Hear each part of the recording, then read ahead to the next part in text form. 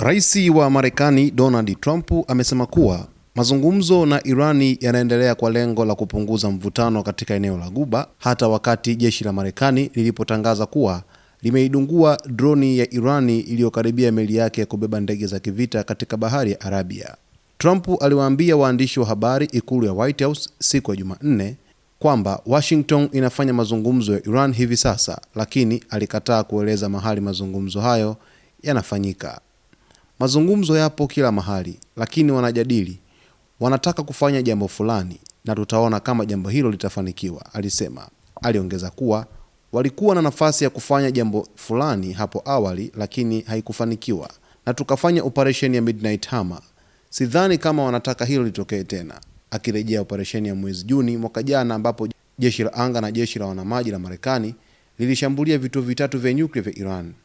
Trump baadaye amekuwa akishinikiza Tehran kukubali mazungumzo kuhusu mpango wake wa nyuklia.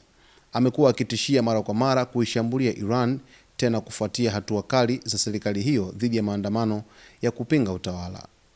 Wiki iliyopita, rais huyo alituma meli ya kivita ya USS Abraham Lincoln katika eneo la Ghuba, hatua iliyozua hofu ya kutokea kwa makabiliano ya kijeshi. Kikosi hicho cha meli ya kubeba ndege za kivita kilileta takriban wanajeshi 5700 wa ziada wa Marekani na kiliungana na waharibifu watatu wa kivita pamoja na meli 3 ndogo za kivita ambazo tayari zilikuwepo katika eneo hilo. Hata hivyo, mvutano umeanza kupungua katika siku za karibuni kutokana na juhudi za mataifa ya kikanda kutafuta suluhu. Rais wa Iran Masoud Pezeshkian alisema mapema siku ya Jumanne kwamba alimwelekeza waziri wa mambo ya nje wa nchi hiyo kuendeleza mazungumzo ya haki na yenye usawa yakiongozwa na misingi ya heshima, busara na maslahi ya taifa, mradi tu mazingira mwafaka yatakuwepo. Mazungumzo haya yatafanyika ndani ya mfumo wa maslahi ya kitaifa ya Iran, Pezeshkian aliongeza.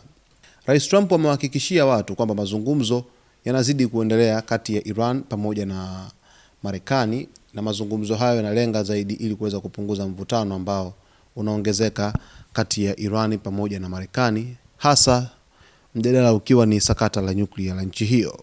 Kwa taarifa zaidi basi ni kuombe mtazamaji wetu uweze kuwa karibu nasi kwa kusubscribe, kulike, kucomment pamoja na kushare.